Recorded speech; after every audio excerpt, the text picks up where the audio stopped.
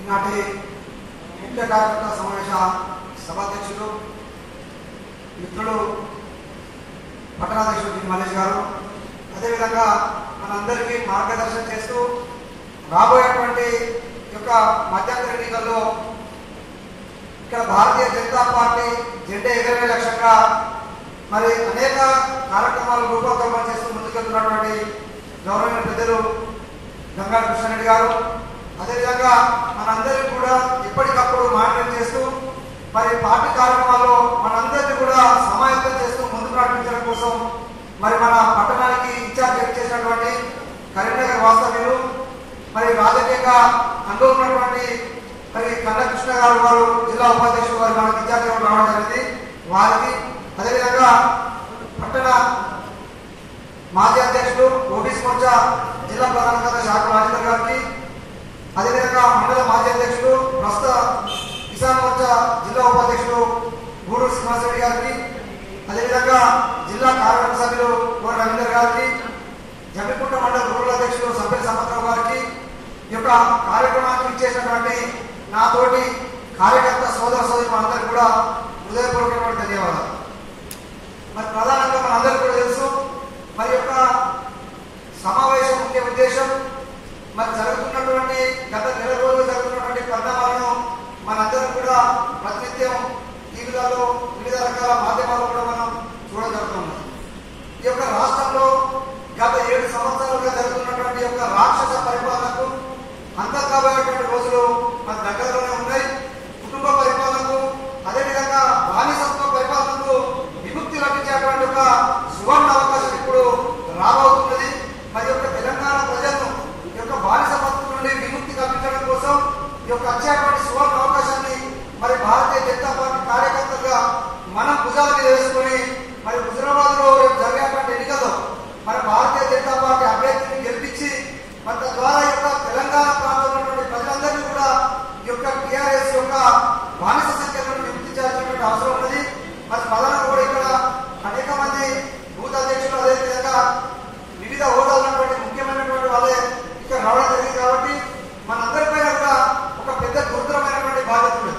మనందరికీ కూడా తెలుసు మరి భారతీయ జనతా పార్టీ అనేక సంవత్సరాలుగా ఎన్నో రకాల ఇబ్బందులు ఉన్నప్పటికీ ఇక్కడ గతంలో ఉన్నటువంటి తెలుగుదేశం పార్టీ, కాంగ్రెస్ పార్టీ, ఇప్పుడు కొనసాగుతున్న టీఆర్ఎస్ పార్టీ మరి అనేక రకాల భారతీయ జనతా పార్టీ కార్యకర్తలను అనేక రకాల ఇబ్బందులు గురి చేసినప్పటికీ మరి వాళ్ళందరినీ కూడా ఎదిరించి ఈ రోజు పట్టుకున్నటువంటి జెండా నిలబెట్టడం లక్ష్యంగా మరి ఏదైతే మన కార్యకర్తలు కొన్ని సంవత్సరాలుగా కృషి చేస్తా ఉన్నామో మరి యొక్క మన ఆశయం నిలబడుతున్నటువంటి యొక్క క్రమంలో మనందరం కూడా తప్పకుండా కూడా ఇంకా రెట్టింపు ఉత్సాహంతో పనిచేయాల్సినటువంటి అవసరం ఉన్నది. మరి ఎందుకంటే దాదాపు ఒక 3-4 నెలలనే మరి మధ్యంతర ఎన్నికలు రాబోతున్న విషయం మనకు అందరికీ కూడా తెలుసు. నిన్ననే ఇక్కడ ప్రాతినిధ్యం వహిస్తున్నటువంటి ఈటల రాజేందర్ గారు రాజీనామా చేయడం, దాన్ని మరి స్పీకర్ గారు ఆమోదించడం జరిగింది.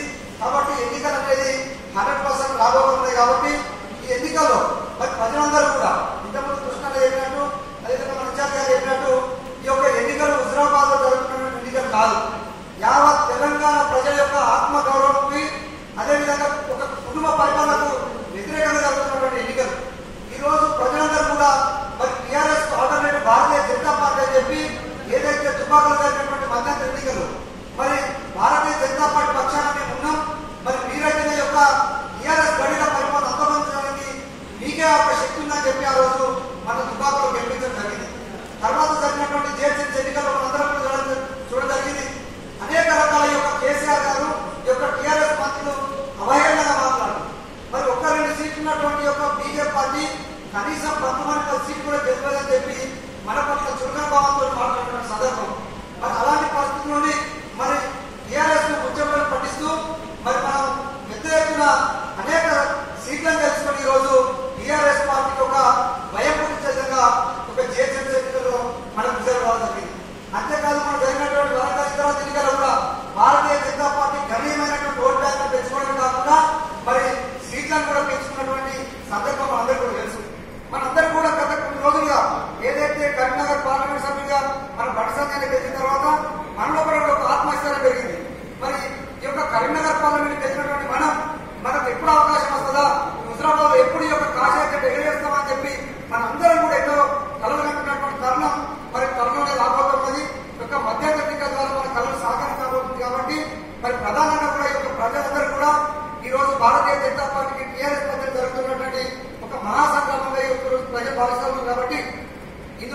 పూర్తిగా కూడా కాంగ్రెస్ పార్టీని ప్రజలు మర్చిపోయేటువంటి పరిస్థితి మనకు తెలుసు.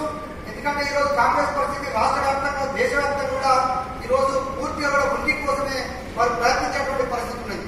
ఈ యొక్క రాష్ట్రంలో కాంగ్రెస్ పార్టీలో గెలిచినటువంటి ఎమ్మెల్యేలు ఈ రోజు టీఆర్ఎస్ పార్టీలో కొనసాగుతున్నారు. నైతిక విలువలు లేకుండా ఈ రోజు కనీసం ఈ యొక్క రాజ్యాంగాన్ని అవమానపరిచే విధంగా ఈ రోజు వారి యొక్క పార్టీ ఫిరాయింపుల చట్టం ప్రకారం ఈ పార్టీలో కలిసి ఇంకో పార్టీలో లేనప్పుడు వారి యొక్క శాసనసభ సభ్యత్వాన్ని రాజీనామా చేసుకోవాల్సిన అవసరం ఉంది. అలాంటి యొక్క ఉన్నత పనులు ఉన్నటువంటి యొక్క శాసనసభ్యులు వాటిని వ్యతిరేకించడమే కాదు, స్వయాన యొక్క రాష్ట్ర ముఖ్యమంత్రి ఈ రోజు రాజ్యాంగాన్ని అపహాస్యం చేసే విధంగా ప్రయత్నిస్తున్నప్పుడు మరి మన అందరికీ తెలిసి గౌరవ మాజీ శాసనసభ్యులు మన మాజీ మంత్రి వారి ఈటల రాజేందర్ గారు ఈ రోజు ఈ యొక్క రాష్ట్రంలో జరుగుతున్నటువంటి అరాచక పరిపాలన వ్యతిరేకంగా మరి వారి పార్టీలో ఎవరికి కూడా స్వేచ్ఛ లేదు. ఈ రోజు ఎవరు కూడా మాట్లాడలేనటువంటి పరిస్థితి. ఈ యొక్క కేసీఆర్ కుటుంబం కేసీఆర్ చేస్తున్నటువంటి అనేక రకాల అక్రమాలు అనేక రకాల అవినీతి పట్ల మరి ప్రశ్నించగా